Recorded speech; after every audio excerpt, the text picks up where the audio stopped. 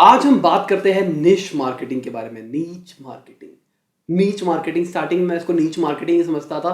मैं आपको कहानी सुनाता हूँ मेरे एमबीए के टाइम की।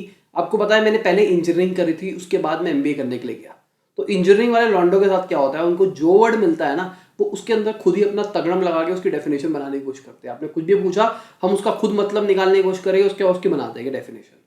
तो एग्जाम के टाइम की बात थी, तो कहीं पे हमारे जो इंटरनल्स होते हैं ना, मतलब नॉर्मली क्लास टेस्ट मान के चलो, क्लास टेस्ट के अंदर मुझसे टीचर ने एक क्वेश्चन पूछा हुआ था वहां पे, नीश मार्केटिंग जो भी आप बोलते हो।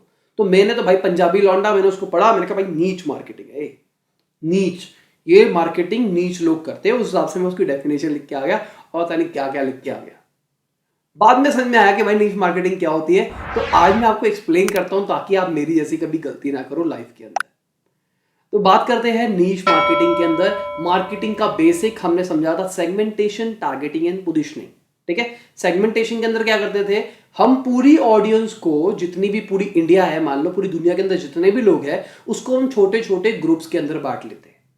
ठीक है, अब वो जो छोटे छोटे ग्रुप्स बांटे हैं उसके अंदर एक स्पेसिफिक ग्रुप के अंदर अगर हम घुस जाते हैं, दिस इज निश। बेसिकली निश मार्केटिंग का मतलब ये हुआ, हम उन लोगों के साथ मार्केट कर रहे हैं, मतलब उन टारगेट ऑडियंस को अपना प्रोडक्ट बेचने की कोशिश कर रहे हैं जो कि एक स्पेसिफिक एरिया के अंदर रहते हैं, या फिर उनकी एक स्पेसिफिक लाइक डिसलाइक है, या फिर उनका एक स्पेसिफिक एज ग्रुप है, या फिर कुछ भी है। मतलब मान के चलो एक नीड होती है, मेरे को प्यास लगी है, अब मैं प्यास कैसे मिटा सकता हूं, दिस इज वांट। मैं कैसे मिटा सकता हूं, पानी पी के, कोल्ड ड्रिंक पी के, जूस पी के, 36 करोड़ चीज करके। तो ये सारी की सारी मार्केट हो गई। Water market, juice market, dash market, dash market.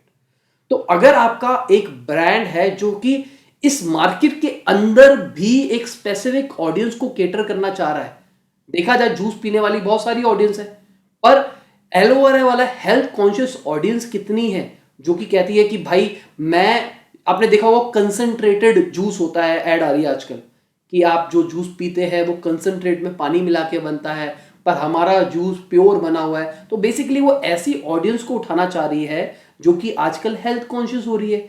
आजकल जूसों के अंदर एलोवेरा आने लग गया है। दिस इज क्या है, जूस की ऑडियंस बहुत सारी थी, उसके अंदर उन्होंने एक स्पेसिफिक ऑडियंस को पकड़ लिया, दिस इज नीश। तो उस नीश को मार्केट करना इस नीश मार्केटिंग। तो मैंने आपको एक बार रेड ओशियन, ब्लू ओशियन के अंदर समझाया था कि भाई हमको ब्लू ओशियन के अंदर अपना बिजनेस करना है, रेड ओशियन के अंदर करेंगे तो हम मारे जाएंगे। कंपटीशन बहुत ज़्यादा होगा, प्रॉफिटेबिलिटी ज़्यादा नहीं होगी, बहुत इन्वेस्टमेंट लगानी पड़ेगी, बहुत मेहनत करनी पड़ेगी ग्रो करने के लिए। पर अगर हम ब्लू ओशन के अंदर काम करते हैं तो यहाँ पे हमारे पास कंपटीशन नहीं होगा, हमारे पास यूएसपी होगी और चांसेस होगी कि हम बहुत तेजी से ग्रो कर सकते हैं।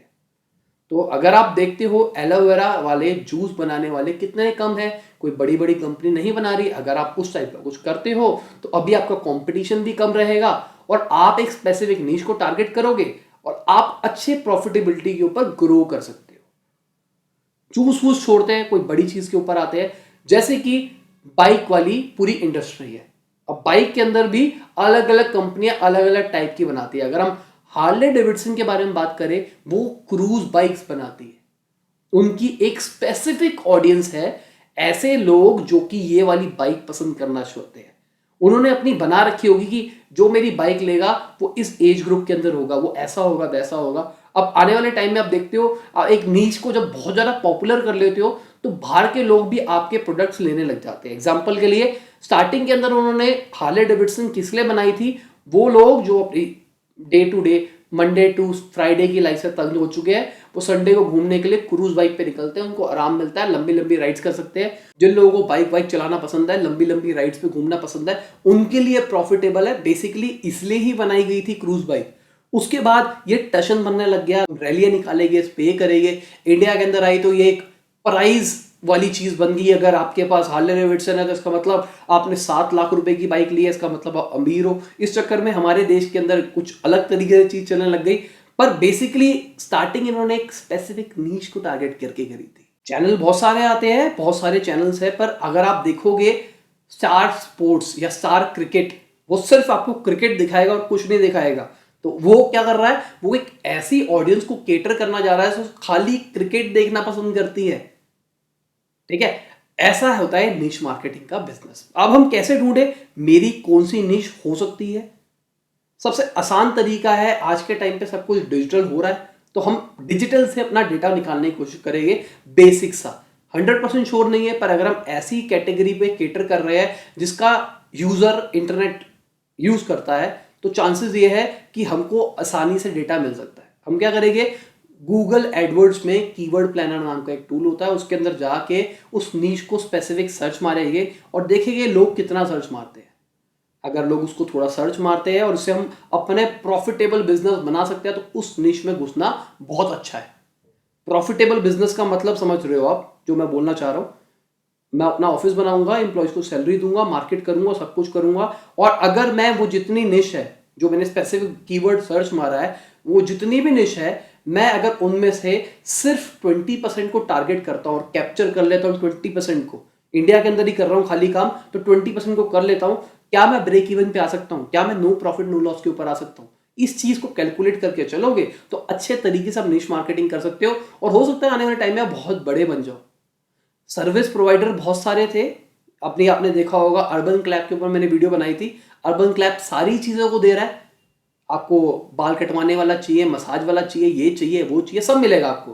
पर अब कई लोगों ने निश के ऊपर टारगेट करना शुरू कर दिया है। सिर्फ आपको फोटोग्राफर चाहिए तो हमारी एप्लीकेशन है, सिर्फ आपको हेयर स्टाइलिस्ट चाहिए तो हमारी एप्लीकेशन है। तो जिन लोगों को एकदम स्पेसिफिक डिटेल के अंदर घुसना है वो वहां जा सकते हैं। तो मैं जो आपको समझाना चाह रहा हूं वो आपको आइडिया मिल गया होगा, ज्यादा लंबी कहानी खींचने का कोई तुक नहीं बनता। तो ठीक है दोस्तों, इसी के साथ ये वीडियो खत्म होती है। आशा करता हूं आपको अच्छी लगी होगी। कोई दिक्कत है कमेंट में से पूछ लेना, अपना पॉइंट ऑफ व्यू जरूर शेयर करना, और मुझे बताना आप किस नीश के ऊपर टारगेट करना चाहते हो कमेंट के अंदर, और कितनी उस पर सर्चेस आती है, कितना ट्रैफिक आता है।